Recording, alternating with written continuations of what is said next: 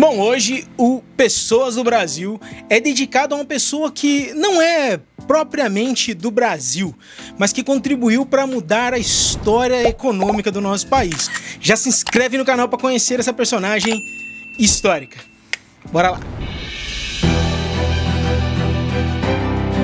Nascido em 13 de fevereiro de 1891 no Missouri, Albert Ernest Henry Liebauer estudou para se tornar um pastor luterano. E foi graças a essa sua vocação que ele iniciou um trabalho como missionário. Bom, em 1915, Lieberbaum, aos 24 anos, desembarcou no Brasil com uma missão: evangelizar famílias alemãs que colonizaram a linha 15 de novembro em Santa Rosa, no Rio Grande do Sul. Acontece que quando Lieberbaum chegou aqui, se deparou com uma situação bem comum para a época e para aquela região. Uma comunidade pobre e desprovida de serviços básicos, o que exigiu que o missionário expandisse seu trabalho para além da pregação religiosa. Assim, a exemplo do que pregava Calvino, que defendia que sempre deveriam ser implantados uma igreja e uma escola, e também a exemplo dos jesuítas, que fundaram colégios e instruíram a população como parte do seu serviço missionário. Aliás, os jesuítas fundaram a maior cidade da América Latina, hein? Se não sabe qual cidade que é, precisa se inscrever nesse canal para ficar sabendo. Dê uma olhada, aliás, no vídeo que eu vou deixar aqui para você saber qual cidade foi essa que eles fundaram. Se você sabe, você prestou atenção nas aulas de história.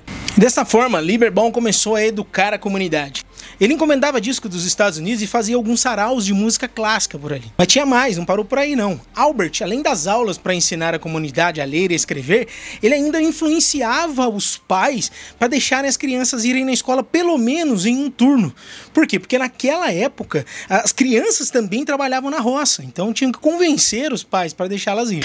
Só que o trabalho educacional dele não ficou por aí não. Não foi só apenas aulas. Ele também formou algumas turmas de professores e escreveu livros didáticos para ajudar os professores ali nas aulas que iam ser ministradas.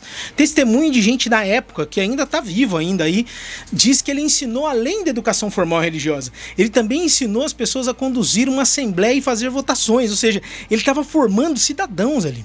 Até aqui, ele já tinha mudado a vida da população local. E quando não parecia que dava para fazer mais ainda, melhorar mais, ele conseguiu. Durante uma visita dele, que ele foi para os Estados Unidos em 1922, ele foi tratar alguns problemas de saúde. Liebauer conheceu a plantação de soja na fazenda de sua irmã no Missouri. Bom, o religioso passou então todo o tempo que estava lá estudando e pesquisando sobre as vantagens dessa oleaginosa e percebeu que seria capaz de beneficiar o solo, não só isso, aumentando também a camada de vegetal, facilitando a fertilização da terra. E pensou, isso pode melhorar a terra daquele lugar. E ele começou a imaginar o quanto ela poderia enriquecer não apenas o solo, mas toda a população da sua missão em Santa Rosa.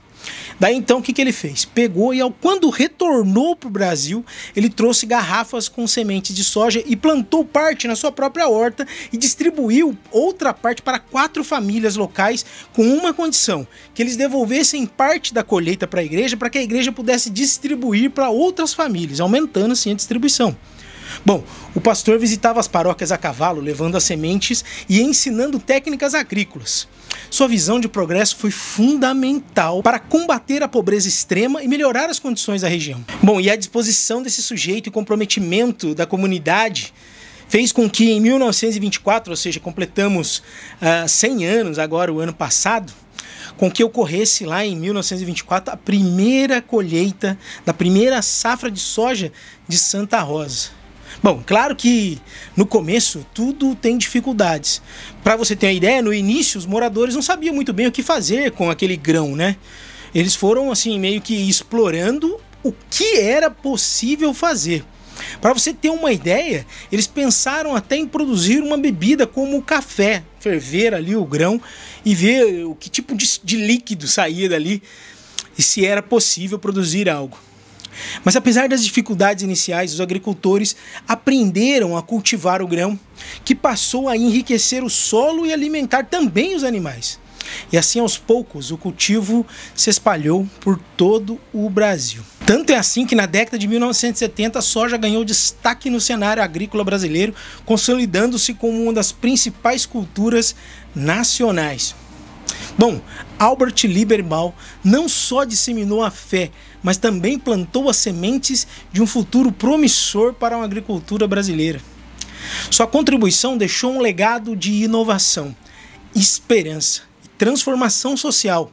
Um sujeito fez o que governo nenhum conseguiu fazer. E no ano de 1938, o pastor transferiu sua residência para a Argentina para atuar como diretor do seminário de Concórdia em Buenos Aires.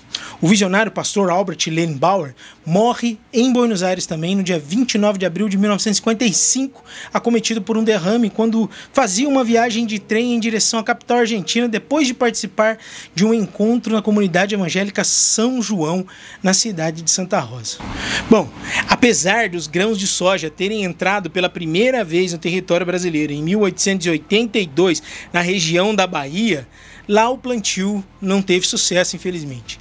Em 1901, ele também já era cultivado na Estação Agropecuária de Campinas para alguns produtores paulistas, mas que estavam naquele momento voltados para o café. Mas foi na comunidade de Santa Rosa em que a maior transformação aconteceu, porque ali ocorreu uma transformação social, política, econômica, e isso tudo por causa de um sujeito, insisto, fez o que nenhum governo conseguiu fazer e fez, claro, em um período que não precisava de 7 carimbos, 35 licenças, 27 taxas e um amigo político para facilitar a documentação. Outros tempos de iniciativa e de mais liberdade, onde um homem bom poderia ser bom. E aí, curtiu conhecer essa figura que, apesar de não ser nativo brasileiro, contribuiu extremamente para a mudança na nossa economia? Já sabe, gosta de aprender uma história sem aquela militância irritante? Se inscreve nesse canal. Abraço, até o próximo vídeo e tchau!